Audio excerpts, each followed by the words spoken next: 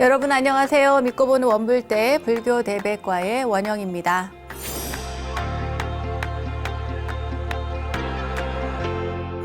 여러분도 매일 아침 각종 뉴스에 귀를 기울이실 텐데요. 가끔은 또 한숨만 나오는 그런 뉴스들에 마음이 무겁고 우울한 마음이 들 때도 있습니다. 하지만 살짝 눈을 돌리면 따뜻한 마음, 또 정이 오가는 뉴스들도 참 많습니다. 독거노인을 도우며 사랑을 배달하는 사랑의 집배원, 장애를 딛고 예쁜 케이크를 파는 5 친구들, 익명의 팔순 할머니, 저소득층 공부방의 1억 쾌척 등등 뉴스 제목처럼 자신보다는 또 남을 위한 생각으로 자비와 마음을 나누는 분들이 많다는 거죠. 각박한 세상이라는 말들도 하지만 이렇게 따뜻한 마음들이 있기에 그래도 이 세상은 살맛 나는 그런 세상이 되는 거겠죠? 자, 서로를 살피는 따뜻한 마음으로 원영 스님의 불교 대백과 오늘도 행복하게 출발하겠습니다. 여러분 어서 모이세요.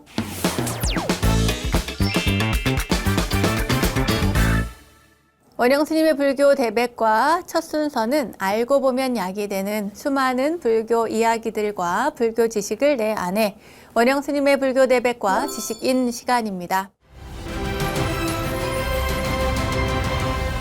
기억나시나요? 지난 시간에 행복에 이르는 6가지 길에 대해서 소개를 해드리면서 그 가운데인 하나, 경전을 공부하라가 있다고 말씀을 드렸습니다.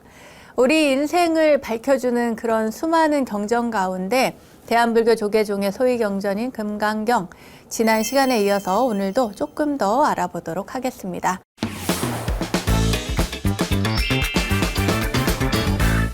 자, 다들 공부해 오셨죠?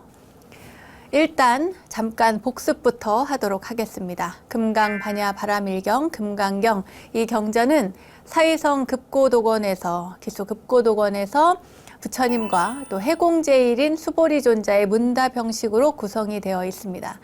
그리고 그 제목의 뜻이 뭐였어요? 성스러운 지혜를 완성해서 금강석처럼 번뇌를 자르는 경, 또 금강과 같은 지혜로 번뇌를 잘라서 저 언덕, 깨달음의 그 언덕으로 건너가는 경이라고 했습니다. 쉽게 말해서 금강석 같은 지혜로 번뇌를 자르는 경인 것이죠. 말씀드렸듯이 이 금강경은 질문으로 시작이 됩니다. 부처님, 이러면서 세존이시여 하면서 이야기를 하죠. 안욕따라 삼맥 삼보리심을 일으킨 선남자 선녀인은 어떻게 그 마음을 머물며 또 어떻게 그 마음을 항복받아야 합니까? 다스려야 합니까? 라고 하는 질문이었습니다. 그리고 부처님께서는 그 물음에 대해서 먼저 상을 내지 마라, 이렇게 답을 해주셨어요.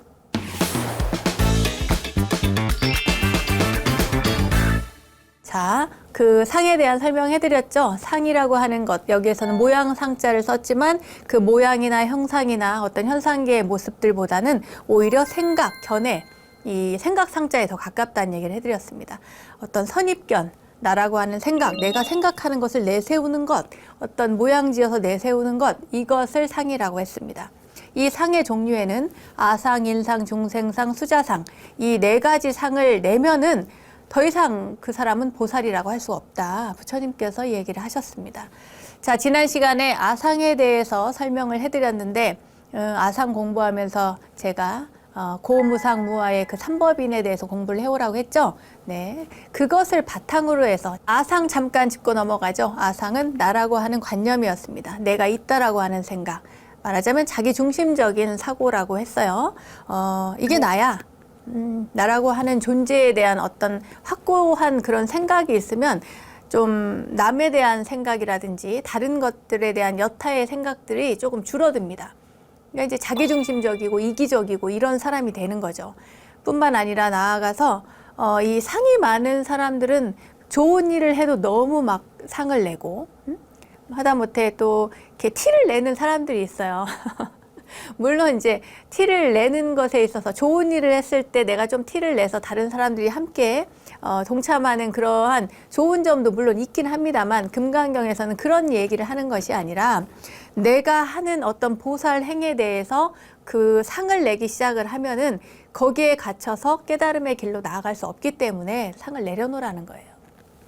자, 지난번에 아상에 대해서 설명을 했습니다. 아트만에 대한 이야기도 해드렸어요. 아트만이라고 하는 것, 그 아트만이 내 안에 있다라고 하는 생각을 내려놔라. 이것이 아상의 어떤 부처님께서 거부하신 아상을 내려놓으라는 이유였습니다. 자, 둘째, 인상에 대해서 설명을 해드리겠습니다. 인상은 인간에 대한 관념입니다. 인간. 지난번에 나에 국한되어 있었다면, 아상이라고 하는 것이 나 자신에 국한되어 있었다면, 인상이라고 하는 것은 인간에 대해서 생각하는 것입니다. 인간이라고 하는 존재는 굉장히 우월하다.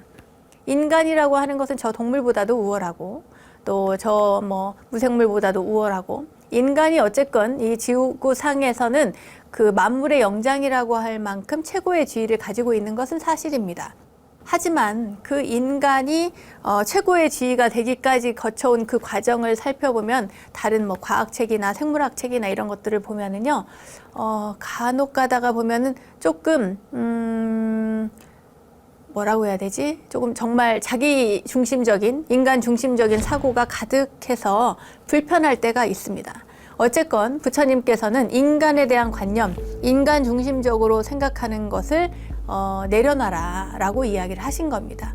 이것도 지난번과 마찬가지로 인상처럼 설명을 해드리자면, 원래 그 인상이라고 하는 개념은 뿌드갈라라고 해서요, 이 뿌드갈라라고 하는 것을 내려놓으라라고 하는 것에서 나옵니다. 뿌드갈라가 그럼 뭐냐? 그 인간의 사람인을 쓰는 이 뿌드갈라는 뭐냐라고 했을 때, 그 우리가 금강경이라고 하는 것이 경전이 원래는 이제 부파불교에서 서로 자기만을 주장하는, 자기의 생각만을 주장하는 어떤 승가, 그 스님들의 어떤 단점들을, 그것을 좀 타파해라. 그 상을, 자기의 견해만이 옳다라고 하는 그러한 상을 내려놔라 라고 하는 것에서 금강경이 나와가지고 조금 더 상에 대해서 집중적으로 이 상을 극복해라 라고 하는 관점에서 이 경전을 서술했다고 얘기를 했잖아요. 그런 것처럼 불교는 원래 무상무화를 이야기하는 종교인데, 이 세상을 윤회한다라고 하는 그 관념이 인도 사람들에게는 가장 찼던 거예요. 이 윤회설이라고 하는 것은 기본적으로는 원래 그 인도 고대 사상에서 영향을 많이 받거든요. 그러니까 이제 무화를 얘기하고 무상을 얘기하는데, 그러면은 윤회를 또 우리가 불교에서 받아들였단 말이죠. 그러면 윤회를 할 때는 뭔가가 있어서, 주체가 있어서, 그래서 이 윤회가 일어나는 건 아닐까라고 생각을 하기 시작한 거예요. 언제? 부파불교 시대 때. 그러니까 이제 윤회의 주체가 있지 않을까라고 하는 생각이 이 승가를 혼란스럽게 만든 겁니다. 아니야, 윤회하는 그 뭔가 인격의 주체가 있을 거야 라고 해서 점점 그 생각이 정립이 되기 시작해요. 그것을 뿌드갈라라고 합니다. 인간이 윤회하는 데 있어서의 인격 주체, 그것을 뿌드갈라. 이제 한문으로는 현장 스님 같은 경우에는 보트가라라고 번역을 했습니다. 보트가라. 이제 이 뿌드갈라는 윤회하는 주체가 있고, 그 주체가 있다라고 하는 생각, 그것을 내려놔라라고 하는 것이 인상의 개념입니다. 그러니까 인상은 그 뿌드갈라, 윤회하는 그 주체가 있다라고 믿는 그 상을 인상이라고 하는 거예요. 뿌드갈라라고 하는, 원래 개념은 그랬습니다. 그런데 이것이 이제 대승불교에서는 점차로 그것까지는 설명을 하지 않고, 대체로 인간의 우월감, 인간이라고 하는 그 특정한 인간 중심적인 사고에서 벗어나라. 아상과 마찬가지로 그 나라고 하는 생각, 또 인간이라고 하는 생각, 이런 것들을 내려놔라라고 이야기를 하는 겁니다. 여기까지가 인상입니다. 자, 그럼 중생상은 뭘까요? 중생상. 아상이 아트만을 이야기했고, 인상이 뿌드갈라를 얘기했습니다. 중생상. 이것은 여러분들이 약간 유추가 가능할 것 같아요. 중생하면 뭡니까? 사트바죠, 사트바. 이 중생상이라고 하는 것은 보통 우리가 쉽게 설명을 할 때에는 중생과 부처를 구분하는 그 관념을 내려놔라 라고 하는 것이 중생상인데, 이것 또한 조금 더 거슬러 올라가 보면은 이 사트바라고 하는 것이 이제 말하자면 깨닫지 못한 중생이잖아요. 살아있는 모든 존재는 깨닫지 못했어. 모든 존재 가운데에는 깨닫지 못한 자들이 훨씬 많죠. 이 깨닫지 못한 사람들이 가지는 어떤 본능적인 그런 집착과 견해, 그러한 생각, 이것을 중생상이라고 합니다. 아시겠죠, 여러분? 네. 이 중생상이라고 하면 나는 중생이니까 내가 부처님처럼 어떻게 하겠어. 아우, 난 중생이야. 중생이 그렇지 뭐. 이러한 생각, 말하자면 조금 열등감이죠. 그런 열등 의식이 있는 사람들은 아우, 난 못해. 아우, 내가 수행한다고 깨닫겠어. 아이고, 나는 못해. 내가 이거 경전 독송한다고 깨닫겠어? 내가 뭐 하루 종일 앉아있는다고 자선한다고 내가 깨닫겠어? 이러한 열등 의식을 내려놓으라고 하는 데서 이 중생상이라고 하는 그런 상을 내려놔라. 부처님께서 자신의 어떤 중생과 부처를 구분하는 그런 상을 내려놓으라고 하는 의미에서 중생상을 이야기를 하셨어요. 아시겠죠? 네. 자, 네 번째 수자상입니다. 수자상. 이 수자상은 단어가 생소할 수 있겠습니다만 먼저 이 수자상부터 이야기를 하자면 이 숫자는 목숨 숫자예요. 목숨 숫자. 말 그대로 이 목숨에 집착하는 생각, 이것이 수자상이에요. 이제 목숨에 집착을 하다 보면은 사람이 막 약도 챙기고 뭐 몸을 챙기고 막 이렇게 할 거 아니에요? 그러다 보니까 이것이 조금 더 개념이 넓어져 가지고 아유, 영생하고 싶어. 오래 살고 싶어. 이제 이 개념이 이제 점점 확고해지면 여기에서 뭐 사이비 종교도 나오고 이런 겁니다. 영원한 것, 영원한 생명, 이런 것들을 자꾸 찾는데 그러한 것을 내려놔라. 좀 쉽게 단순화하자면 심플하게 너무 목숨에 집착하지 말라는 얘기를 부처님께서 하셨는데 이것을 조금 더 좀 뭐랄까 그 구체화 시켜갖고 사람들은 영원한 뭔가가 있다 하고 또 생사를 초월한 영원한 순수한 그 어떤 영혼이 있는 게 아닐까? 이런 생각을 하게 된 겁니다. 원래의 개념, 그 단어를 원어를 찾아보면요. 지바라고 합니다. 지바. 그래서 재밌는 얘기를 하나를 더 해드리자면 인도 사람들은 이렇게 재채기를 하잖아. 에치하고 재채기를 하면 지바 지바 지바 그럽니다. 말하자면은 목숨수를 얘기를 하는 거야. 생명이시여 생명이시여 생명이시여 뭐 사람들이 다 그렇게 얘기를 해줘야 그 사람이 오래 산다는 거예요. 그런 이제 재밌는 이야기가 있습니다. 부처님께서 어느 날 설법을 하시는데 법문을 하시다가 갑자기 재채기를 에치하고 재채기를 하신 거야. 부처님도 인간이기에 재채기를 하셨어요. 그랬더니 거기 모인 모든 대중들이 전부 다 부처님께 재채기를 하니까 지바 지바 지바 지바 지바 지바 막 한 거예요. 부처님께서 하지 마라 그랬어요. 그걸 딱 법으로 말씀하셨어요. 내가 재채기를 해도 지바라고 말하지 마라. 그 미신이다.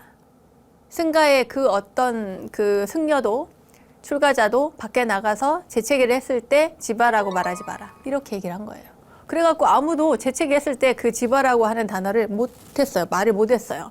근데 어느 날 그 스님들이 그 공양청을 받아서 갔는데 거기에서 그 공양청을 한 그 장자가 설법을 듣는 그 과정에서 재채기를 한 거예요. 거기 있는 사람들이 다 지바 지바 하면서 이제 생명이시여 하면서 오래 살라고 이렇게 축원을 하는데 스님들은 안 한 거예요. 그 이제 이 장자가 화가 났어요. 공양청까지 해가지고 이렇게 그 대접을 하는데 자기가 재채기했을 때 지바라고 하는 단어를 말하지 않다니 내가 오래 사는 것을 축원하지 않다니 막 이렇게 화가 난 거예요. 그래서 항의가 빗발쳤어요, 여기저기서. 그래가지고 이제 스님들이 부처님께 가서 얘기를 하죠. 부처님, 저희는 부처님께서 말씀하신 대로 지바라고 하는 이 단어를 말을 안 했더니 사람들이 너무나 싫어합니다. 이치에는 맞지 않지만 이제 해야 되지 않을까요? 라고 하는 그런 건의를 한 거예요. 그래서 부처님께서 그 얘기를 듣고 알았다. 중생이 원하면 해야지. 이렇게 생각을 하시고 얘기를 합니다. 앞으로는 지바라고 하는 그 단어를 허용한다. 그래서 이제 다시 원래대로 지바라고 하는 단어를 하게 되는데 대신에 내가 설법하다 그런 일이 있을 때는 승가는 말하지 마라 그랬어요. 이제 밖에 나가서는 얘기해도 왜? 중생들이 원하니까. 아무튼 이 수자상은 지바라고 하는 이 목숨, 생명에 대한 집착 이것을 내려놓으라는 개념에서 이제 수자상을 이야기를 했습니다. 여기에 집착하는 생각이 바로 수자상이거든요. 내려놔라. 불교는 이 세상의 모든 것은 인연에 따라서 일시적으로 생겼다가 사라지는 헛개비에 불과하다. 그런 영원한 건 없어. 영원히 뭐 영원한 생명도 없고 이 막 그 윤회하는 어떤 특별한 무언가도 없고 나라고 하는 그 존재 안에 뭔가가 있는 것도 아니고 불교는 모든 것들은 다 무상하고 변화무쌍한 거예요. 그런데 하물며 목숨에 집착해서 오래 살려고 하는 그런 마음을 내지 말라는 거예요. 그거는 그냥 욕심일 뿐인 거예요. 이렇게 해석을 합니다. 이렇게 아상, 인상, 중생상, 수자상을 내는 자는 더 이상 보살이 아니다. 부처님께서는 말씀을 하셨습니다. 그러니까 금강경의 핵심이 뭐예요? 상을 내지 말라는 거죠. 수보리가 일어나서 부처님 질문 있어요. 이제 요새 말로 제가 이제 바꾸어서 표현을 하자면 보리심, 말하자면은 깨달으려고 하는 사람, 깨달으려고 하면서 또 중생도 제도하려고 하는 이러한 그 보살이 마음을 일으켰을 때 그러한 보살들은 마음을 어떻게 다스려야 돼요? 이렇게 질문을 했잖아요. 거기에서 부처님께서는 첫 번째로 상을 내지 마라. 응? 상을 내지 말아야지 라고 얘기를 합니다. 상을 내지 말아야 되는데 그냥 그 상을 내지 말라는 얘기만 하신 것이 아니라 아상, 인상, 중생상, 수자상 이 모든 것들을 내지 마라. 보살이라면 중생을 제도할 텐데 거기에다가 이러한 상을 내면서 중생을 제도하면 그 사람은 더 이상 보살이 아니다. 이렇게 이야기를 하신 거죠.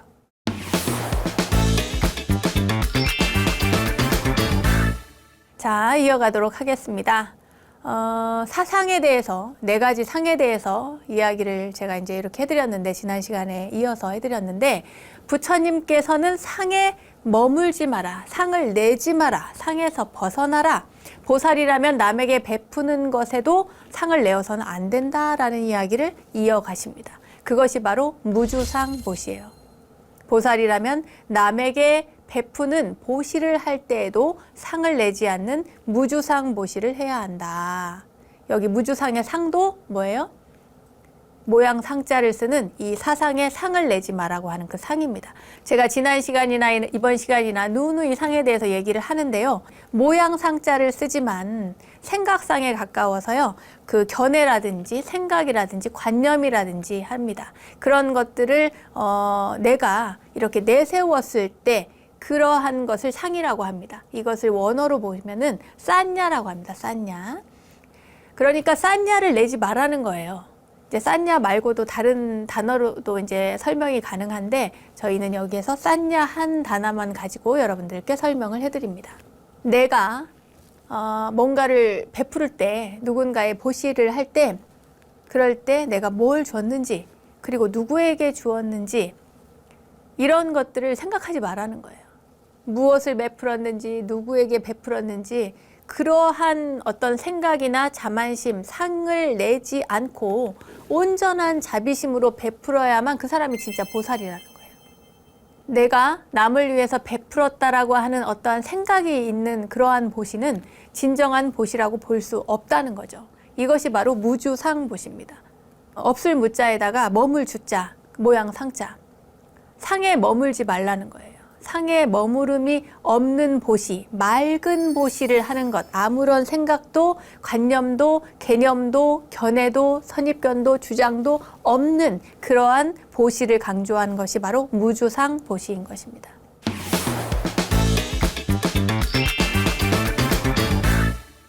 거듭 말씀드리자면 이 세상의 모든 것은 무상하다. 이것이 바로 불교입니다. 이렇게 주장하는 것이. 심지어 불교에서는 부처님의 몸조차도 불신조차도 무상하다고 봅니다. 부처님께서는 이것이 영원하지 않다라고 보는 겁니다. 그래서 금강경에서는 뭐라고 얘기하냐면 유명한 사구계가 여기서 나오는데 범소유상 계시허망 약견재상비상 직견열애라고 나옵니다. 무릇 형상이 있는 것은 모두 다 허망하나니 만약 모든 형상을 형상이 아닌 것으로 보면 곧 열애를 보리라 라고 하는 대목이 나옵니다.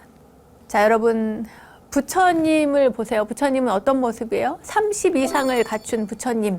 그러니까 가장 원만한 모습, 원만한 형태를 갖춘 부처님. 그 부처님이라 할지라도 그 모습은 뭐예요? 우리가 이렇게 눈으로, 육안으로 보고 머리로 인식해서 이 인식 작용을 통한 그러한 대상일 뿐이지 우리가 부처님을 보고 부처님 너무 잘생겼네, 부처님 너무 멋지네, 훌륭하네 이러한 생각들을 내는 것, 이 모든 것들은 다 그냥 그 눈의 대상으로서 보고 받아들여서 그것이 생각이 일어날 뿐이라는 거예요.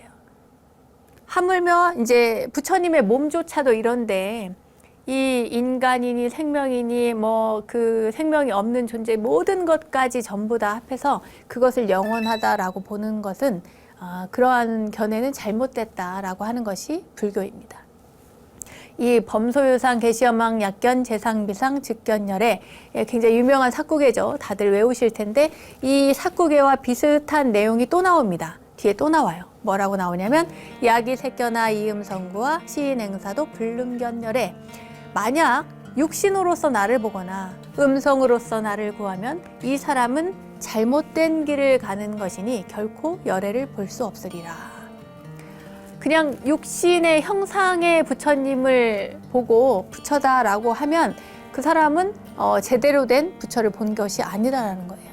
형상으로 부처님을 보아서는 안 된다는 그런 가르침이죠. 옛날에 그런 일이 있었습니다. 부처님 당시에 박할리라고 하는 비구가 있었어요. 그 비구 스님이 일찍 돌아가시게 되는데 입적하게 되는데 죽기 전에 소망이 뭐냐면 죽기 전에 내가 부처님 한번 보는 게 내 소원이다. 이제 병상에 누워서 이제 죽어가면서 마지막으로 부처님 한번 보고 죽었으면 소원이 없겠다. 이렇게 그 소망을 한 거예요. 그래서 이제 부처님께서 가십니다. 가셔가지고는 하시는 말씀이 박할리여 이 더러운 몸을 봐서 무엇하겠는가 이렇게 얘기를 하는 거예요. 부처님조차도 부처님 스스로 자신의 몸을 더러운 몸이라고 표현을 하셨어요. 나도 너랑 똑같다. 이 육신은 나중에 죽고 나서는 썩고 문드러지고 물이 나고 이 사대로 흩어지는데 어디 그뿐입니까? 그때만 그 죽은 다음에만 더러운 게 아니죠. 사실 우리 몸을 보면 우리 몸 안에 뭐 먹을 때는 맛있는 음식이지만 이 안에 들어가면 오물이 되잖아요. 이 모든 것들이 사실은 육신이라고 생각하면 굉장히 허망하거든요. 이 허망하고 더러운 이 육신을 봐서 무엇하겠는가 하면서 일깨워 주십니다. 법을 보는 자 나를 보고 나를 보는 자가 법을 본다. 너무 명언 아닙니까? 법을 보는 자는 나를 보고 나를 보는 자는 법을 본다. 그러니까 부처님께서는 죽어가는 그 박할리를 위해서 법을 설하시면서 그렇게 얘기를 하는 거예요. 내 육신의 형상에 집착하지 마라. 법으로서 부처님을 보라는 가르침, 그 가르침이 금강경에 그대로 남아 있습니다. 그것이 바로 야기 색견아 이음 성구와 시인 행사도 불능견열애라고 하는 것이죠.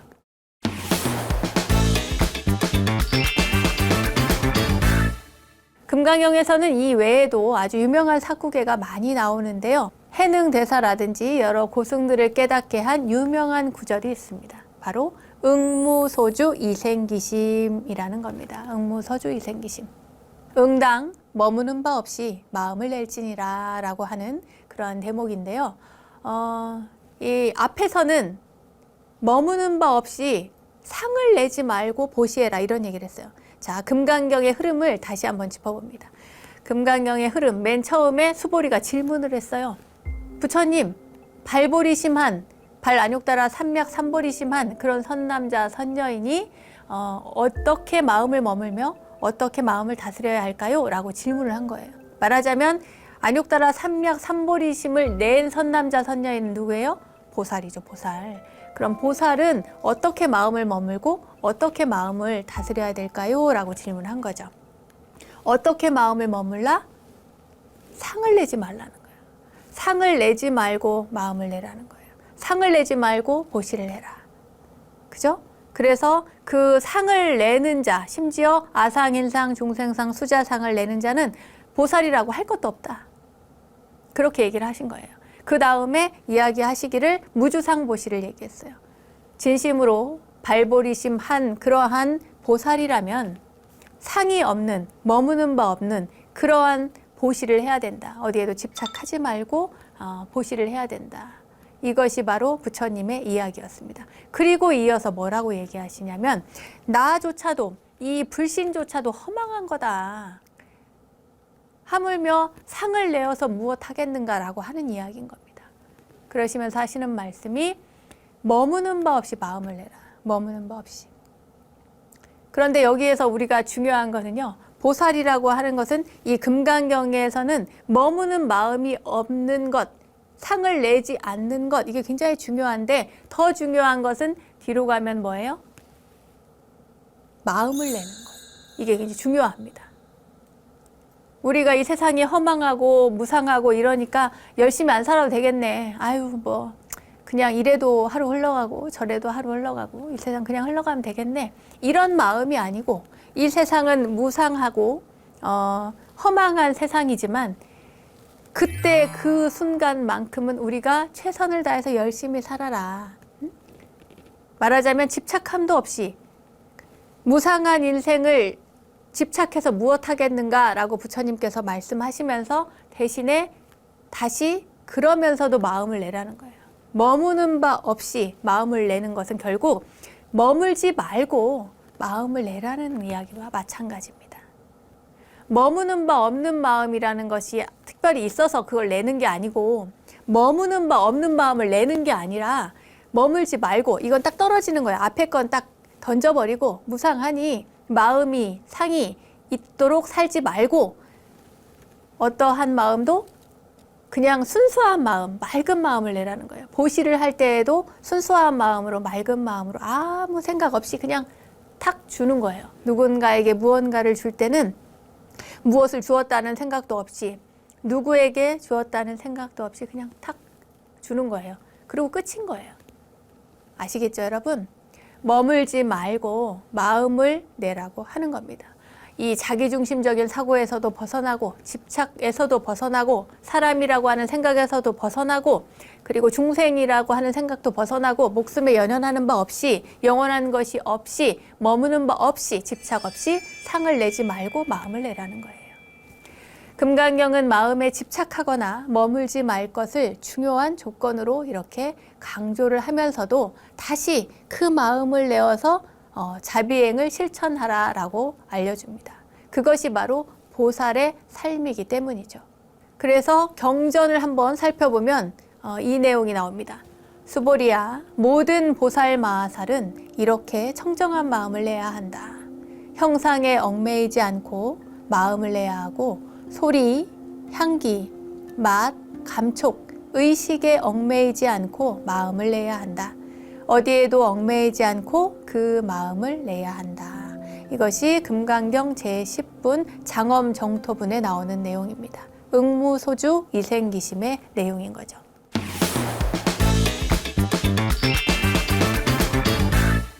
그리고 마지막으로 또 이런 개송이 나옵니다. 일체유의법, 여몽환포영, 여로영여전, 응작여시관. 마지막 개송이에요. 모든 형성된 것, 그러니까 인위적으로 만들어진 것을 유의법이라고 하는데요. 이 모든 만들어진 것은, 형성된 것은 마치 꿈 같고 환영 같고 물거품 같고 그림자 같고 이슬 같고 번개 같으니 마땅히 이와 같이 관할지니라. 이것이 마지막 개송입니다. 수도 없이 반복하지만 불교는 세상의 모든 현상과 법칙이 다 무상하다고 봅니다.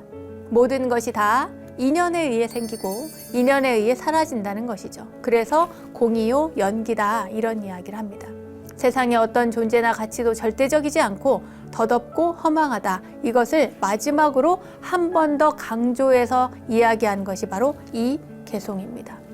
이 세상에 존재하는 그 어떤 것도 변하지 않는 것이 없다라고 하는 것이 바로 불교의 핵심 사상이고 금강경에서 그것을 이렇게 멋진 표현으로 비유해서 알려주고 있습니다. 우리 이슬만 해도 봐봐요. 아침에 이렇게 이슬이 맺혔다가 햇볕이 이렇게 쪼이면 어느새 그 이슬은 사라집니다. 이 세상 모든 것이 그렇다는 거예요. 조건이 바뀌면 그 이슬 사라지듯이 다 사라진다는 거예요.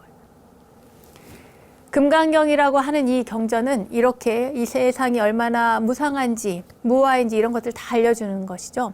우리가 금강경 얘기할 때 이 공을 대표하는 경전이라고 이야기하는데 무상하고 무아여서 공이다. 모든 조건에 의해서 이렇게 형성된 것이다. 금강경은 이 공이라고 하는 단어 하나도 없이 공을 설명하고 있습니다. 이것이 있으므로 저것이 있고 이것이 없으므로 저것이 없다. 모든 것이 연기의 가르침이고 모든 것이 조건에 의해서 만들어지고 이 조건에 의해서 형성된 것, 이 연기에 의해서 형성된 것, 이 연기법, 이것이 바로 대승불교에서는 공사상으로 이어지는 것입니다. 대승불교의 핵심 사상은 그래서 공사상이 되고요. 또 대승불교는 이 반야지혜를 닦아야 한다라고 이야기를 하고 있습니다. 금강경에서는 반야지혜, 이 반야지혜가 뭐라고 했어요? 바로 상을 없애는 것에서부터 시작하는 것이 바로 반야지혜다.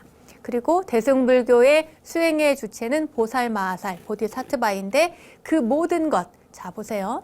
반야지혜도 여기에 나오고 공사상도 여기에 나오고 보살이 어떻게 살아야 할지도 여기에 나오죠. 이 모든 것이 바로 금강경에 나옵니다. 금강경은 공과 반야지혜 그리고 보살행을 한꺼번에 핵심적으로 우리에게 알려주는 경전인 것이죠.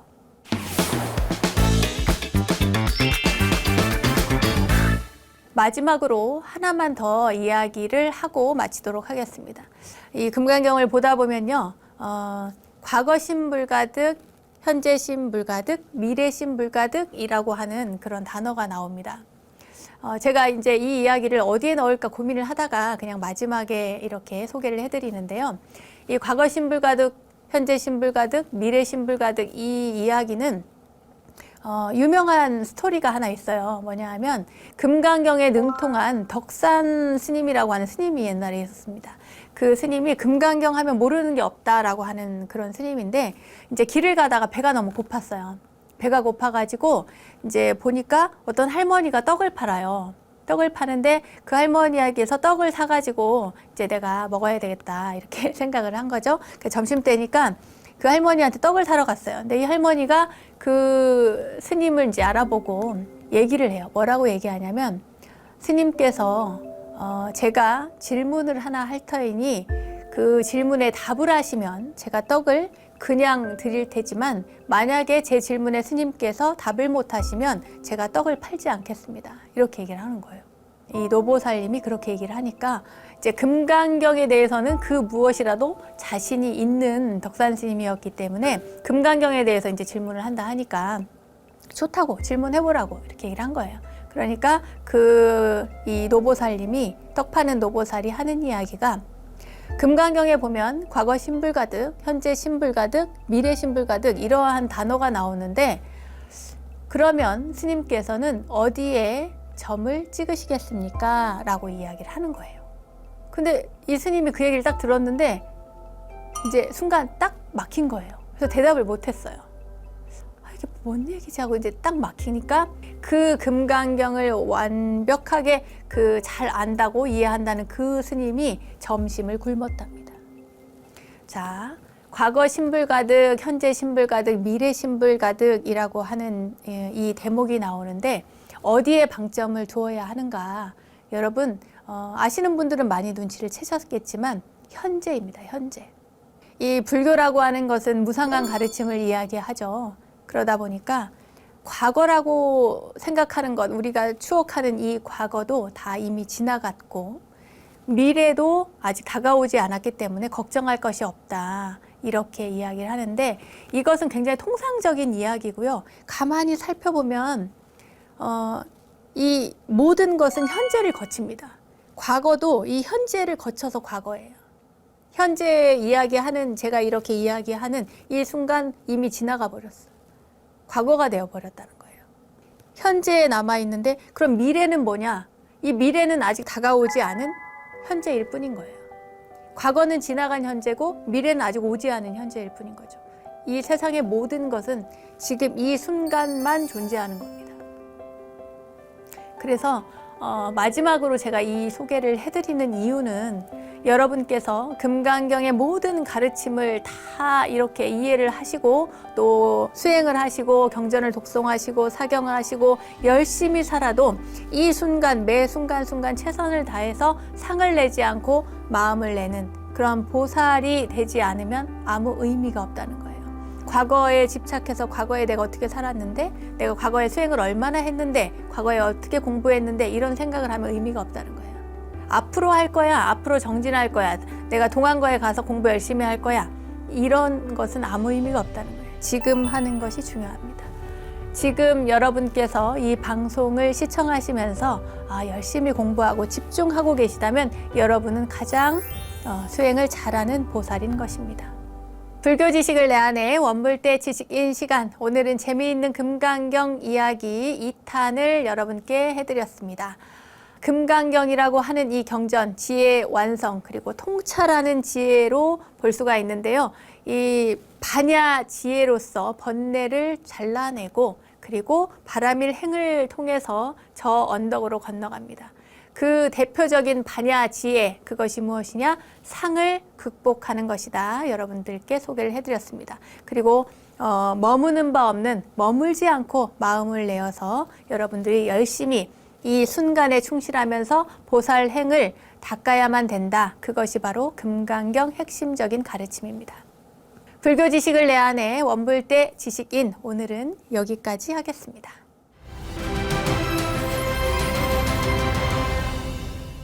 저절로 알게 되는 사찰 이야기, 오늘은 이절로 아니 저절로 시간입니다. 오늘은 지극한 마음으로 부처님의 가피를 얻은 한 젊은 부부의 이야기를 준비했습니다. 우리나라 곳곳의 마을에는 예부터 이렇게 전해져 내려오는 신비로운 그런 전설을 가진 고장이 참 많은데요. 특히나 그 전설에는 우리 불교 이야기가 담긴 경우들이 많습니다. 오늘 전해드릴 이야기 역시 부처님의 가피가 현현한 그런 이야기입니다. 자, 과연 어떤 이야기인지 충남 공주 월곡리에 전해오는 지극한 효심에 응한 부처님 가피의 이야기 지금부터 함께 하겠습니다. 충청남도 공주군 의당면 월곡리에 한 젊은 내외가 살고 있었어요. 늙은 아버지와 7살짜리 아들과 함께 단란하게 살고 있었습니다. 살림은 뭐 그렇게 넉넉하진 않았지만 굉장히 착한 그런 부부였어요. 열심히 일하면서 살고 있었습니다. 그러던 어느 날 연로하신 아버지가 갑자기 몸져 눕게 됐어요. 이 효성은이의 지극한 젊은 내외는 백방으로 수소문해서 좋다는 그 약은 다 써봤는데 백약이 무효였죠. 긴 병에 효자가 없다고 하지만 이 젊은 내외는 예외였습니다. 지극정성으로 이 아버지를 간병을 했어요. 이 젊은이의 아내는, 이 보살은 그 약으로 효험을 얻지 못하자 기도를 해야겠다는 생각이 들었습니다. 그래서 이제 그 목욕제계하고 늘 기도하던 친정 어머니를 생각을 해가지고 자기도 그렇게 해야겠다고 남편에게 이야기를 하죠. 그랬더니 남편도 같이 하겠다는 겁니다. 그래서 두 사람은 열심히 지극정성으로 관세음 보살을 부르면서 기도를 했죠. 그러던 어느 날 하루는 점심을 차리는데 한 스님이 탁발을 나온 거예요. 그래서 이제 비록 가난하지만 이제 정성껏 쌀 한 대를 들고 나가서 탁발 나오신 스님 그 바랑에 이렇게 쌀을 바랑에 부어드렸습니다. 그리고 나서 이제 합장을 하고 돌아서는데 이 스님께서 부릅니다. 이 젊은 아내를 이렇게 불러요. 그러면서 집안에 무슨 우환이 없냐고 물어요. 그러니까 사실은 저희 아버님이 편찮으셔서 누워 계시는데 백약이 무효라고 이야기를 합니다. 그랬더니 스님께서 아니 방법이 없진 않은데 이렇게 이야기를 하시는 거예요. 그래가지고 아내가 놀래서 알려달라고, 알려주시면 뭐든지 하겠다 그래요. 그랬더니 스님께서 참 하기 어려운 일이다 하면서 이제 아내가 하도 사정을 하니까 이야기를 해주죠. 당신네 아들이 하나 있지 않소? 그 아들을 물에 삶아서 그 물을 아버님께 드리면 곧 일어나실 거예요 라고 이야기를 하는 거예요. 이게 뭔 말이에요. 세상에 너무 기가 막히죠? 아니 어떻게 아들을 삶아, 제가 말로 표현하기 참 그런데 아무튼 스님께서 그 말씀을 하고는 뒤도 안 돌아보고 가신 거예요. 이제 이 안악이 글쎄요, 이 아내가 너무 기가 차가지고 이게 내가 꿈인가 생신가 몰라요. 아무튼 그래서 이제 점심을 차려가지고 남편은 들에 이제 일을 하러 갔으니까 남편을 위해서 점심을 차려서 가지고 갑니다. 이제 남편은 도대체 이 아내가, 자기 아내가 무슨 근심이 있나, 이렇게 도대체 무슨 일인가 하고 이제 안색이 심상치 않다고 생각을 하죠. 그래서 어디 아프냐 그래요. 그러니까 아니라고 하면서 괜찮다 그래요. 그래서 밥을 다 먹을 때까지 기다렸다가 그 스님을 만난 이야기를 아내가 합니다. 이 아내로부터 자초지종을 다 들은 남편은 너무 기가 막혀서 말을 못 하는 거예요. 근데 아내는 이미 결심을 한 거죠. 이 밥을 가지고 오면서 그 사이에 이미 결심을 한 거예요. 남편에게 아버님 병환을 고치는 일인데 주저할 게 뭐 있냐는 거예요. 아들은 우리가 또 낳으면 되지. 그렇지만 부모님은 한 번 돌아가시면 다시 뵐 수가 없지 않느냐는 거예요. 참, 어떻게 이럴 수가 있죠? 저는 참 이렇게 말씀을 드리면서도 이건 참 하기 어려운 일이구나라고 생각을 합니다. 아무튼 이러한 결심을 한 아내가 고맙긴 하지만 남편은 차마 승낙을 못했어요. 아내는 눈물을 글썽이면서 남편을 이제 다독이면서 그날 밤에 그 일을 치르자고 얘기를 한 거예요. 그래가지고 이제 아들이 돌아오기를 기다리죠. 7살 먹은 이 아들 이름이 칠성인데, 이 칠성이는 그날도 밖에서 막 놀다가 이제 들어와서 저녁 먹고 고나게 완전히 그냥 잠이 든 거예요. 이제 물을 가마솥에 이제 물을 끓이고 있고, 이 잠든 아들을 데리고 와서 그 가마솥에 잠든 아이를 넣고 뚜껑을 닫습니다. 참, 어떻게 이럴 수가 있죠? 아무튼 그렇게 해서 그날 밤 아들을 희생시켜서 이 국을 떠다가, 약을 떠다가 병든 아버님께 드립니다. 근데 이 병든 아버님은 그게 무슨 약인지도 모르고 며느리가 덜덜 떨면서 이렇게 갖다 주는 그 약을 아유 너무 맛있다면서 먹기가 좋다면서 그걸 2그릇이나 마신 거예요. 그런데 이게 웬일이에요. 진짜 스님 말씀처럼 그 이튿날 아침에 노인이 언제 아팠냐는 듯이 아버님이 거뜬히 일어난 거예요. 젊은 내외에게 아버지가 이렇게 쾌차한 기쁨은 크지만 아들을 생각하면 진짜 눈물이 쏟아지죠. 그런데 이제 저녁 무렵이 됐어요. 이 살인문을 열고 밖에서 칠성이가 엄마 하고 들어오는 거예요. 이제 이 엄마는 내가 지금 헛걸 보나? 우리 아들이 살아 돌아왔다 이렇게 생각을 안 하고 이제 헛걸 봤다고 생각을 하는 거예요. 그런데 이 아들이 와서는 하는 말이 엄마 어젯밤에는 서당에서 공부하다 늦어서요. 그만 손장님과 함께 자고 이제 왔어요. 용서하세요. 이러는 거야. 이게 웬일이에요. 부부는 정말 꿈 같은 이런 일을 눈앞에 이렇게 이 아들이 나타났는데 이게 믿기지가 않는 거예요. 그런데 몇 번을 만져봐도 몇 번을 보고 또 봐도 아들 칠성이었던 거죠. 엄마 아빠가 반기기는커녕 이렇게 눈이 동그래져 갖고 막 아들을 만지고 끌어안고 하니까 칠성이는 오히려 그게 너무 이상한 거죠. 엄마 왜 이래? 아빠 왜 이래? 이렇게 정신을 못 차리는 내 앞에 어저께 다녀가신 그 스님이 나타난 거예요. 그러면서 하시는 말씀이 너무 놀랄 것 없소. 그대들의 효심이 하도 지극해서 부처님께서 이렇게 산삼을 보내준 것입니다. 라고 이야기를 하는 거예요. 그래가지고 이 내외가 놀래가지고 부엌으로 막 달려가가지고 솥뚜껑을 이렇게 열어봤더니 그 솥뚜껑 안에, 그 솥 안에 커다란 산삼이 한 뿌리가 들어있는 거예요. 이 젊은 부부는 너무 기뻐서 눈물을 흘리면서 스님을 향해서 합장을 했습니다. 합장하고 너무 감사하다고 하고 고개를 드니까 스님은 이미 간 곳이 없었죠. 네, 칠성인의 집에는 그날부터 다시 웃음꽃이 활짝 피었다고 합니다.